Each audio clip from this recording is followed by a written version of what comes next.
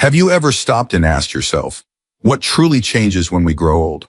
Not just what fades away, but what quietly blossoms within us. Dear friends, welcome back to today's video.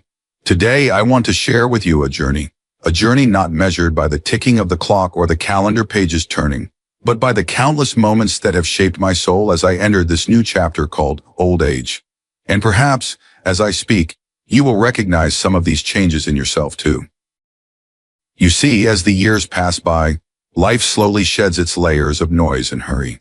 We spend our youth running, rushing toward dreams, chasing ambitions, building families, accumulating wealth, fulfilling social expectations.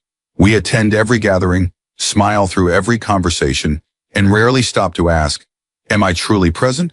Am I truly at peace? Yet now, as I stand on this side of life, having lived through decades of change, I realize that the most profound shift is not in the body, it is in the mind and the heart. I no longer feel the need to keep up with the world's frantic pace. My days are no longer measured by plans, appointments, or social obligations. Instead, I have come to cherish the stillness of my own home, the gentle rhythm of a life that no longer demands proof of my worth.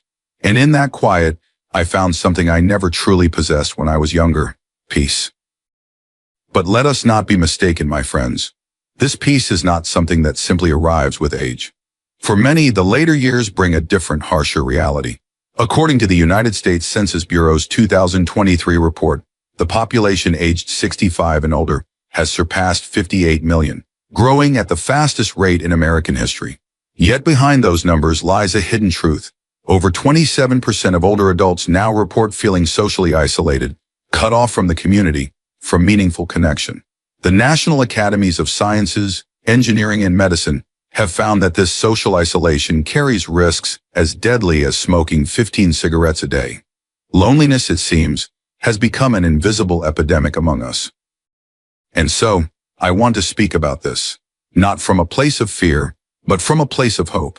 Because there is a way forward, and it begins with understanding what truly changes when we grow old. The first lesson I have learned, and perhaps you have too, is that slowing down is not a sign of weakness. It is not failure. It is wisdom earned through years of living. For most of my life, I rushed through my days, measuring my success by how much I could accomplish, how many people I could please. But somewhere along the way, that constant race left me breathless, worn down, disconnected from the very life I was trying to build. Now my mornings are different. I rise with the sun, not with an alarm clock. I take deep breaths and savor the aroma of freshly brewed coffee, feel the morning light pouring gently through the windows. The world no longer demands that I prove myself, and for the first time, I allow myself to simply be. Harvard's remarkable 75-year-long study of adult development affirms this very truth. Our health, our happiness, our longevity are not determined by wealth, status, or achievements, but by the quality of our relationships and the ability to slow down, to savor the present. And what of our energy? In our younger years, we live as if energy were infinite, a well that never runs dry. We push ourselves relentlessly, chasing careers, caring for children, balancing responsibilities. But growing older forces us to face an undeniable truth. Energy is finite. According to the Centers for Disease Control and Prevention, nearly 80% of older adults in the United States live with at least one chronic condition, and that reality changes how we spend our days. Instead of scattering my energy in 100 directions, I have learned to conserve it, to pour it into what truly matters. I choose where I go, who I see, what conversations I engage in. A simple phone call with my daughter, a slow walk through the park, the quiet companionship of my dog sleeping by my side. These moments, once overlooked, now carry a weight, a beauty I never imagined. Rest is no longer something to be earned after exhaustion. It is a necessity, an act of love for oneself. Another powerful realization is this: the older we grow, the less we care for society's superficial expectations. In my youth, I feared missing out. I attended every gathering, kept up with every friend, accepted every invitation. But now I understand the gift of discernment. Stanford University's socio-emotional selectivity theory beautifully explains this change. As we age, our time horizon shrinks, and we naturally begin to prioritize emotionally meaningful experiences and relationships. We seek depth, not breadth. We release what no longer serves us.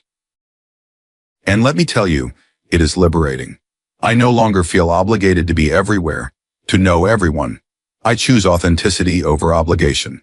I spend time only with those who light up my spirit, who see me not as a shadow of who I was, but as who I am today. And that, my friends, is not loneliness. It is freedom. It is wisdom. In this stage of life, I have found my home transformed, not merely as a place of shelter, but as a sanctuary of memories, of comfort, of peace. Every corner of my home carries the echoes of laughter, the warmth of family gatherings, the quiet solace of mornings spent in thought. The world outside no longer holds the same pull, not because I fear it, but because I have everything I need right here. Scientific studies affirm what many of us feel. Engaging in familiar routines, surrounding ourselves with comforting spaces, helps lower stress and fosters a sense of control, especially in older adults. Watching the leaves flutter outside my window, sipping tea while the sunlight filters through the curtains. These are no longer mundane moments. They are sacred rituals. And yes, my friends, the body changes. The stairs grow steeper, the hands less steady, the memory sometimes unreliable. But I have learned to embrace these changes, not with resentment, but with deep respect. According to the National Institute on Aging, balance, strength, and flexibility naturally decline with age, increasing our risk of falls and injuries. These changes are not failures. They are nature's way of telling us to slow down, to listen closely to the vessel that has carried us through so much. Now, when my body whispers for rest, I honor it. When it grants me the strength to move, I treasure every step. I move not to chase something, but to celebrate that I still can. And so, my dear friends, this is what truly changes when we grow old. We stop running, not because we cannot, but because we no longer need to. We begin to see the world, and ourselves, with gentler eyes. We find joy not in grand adventures, but in the quiet moments that once slipped past unnoticed. We come home, to our houses, yes, but more importantly, to ourselves. Aging, my friends, is not a loss. It is a return to what is essential, a rediscovery of what truly matters. It is in this season of life that we finally understand. Peace was never out there. It was always here, waiting for us to be still long enough to feel it.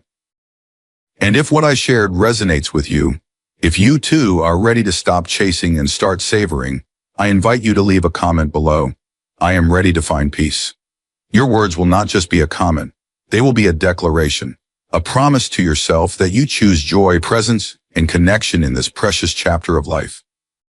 Do not forget to subscribe, my dear friends, because this is just the beginning. Together, we will continue this journey, sharing stories, wisdom, and discoveries about love, aging, and the beauty of slowing down. Because no matter how old we grow, the heart is always young enough to learn something new. Thank you for listening. Thank you for being here.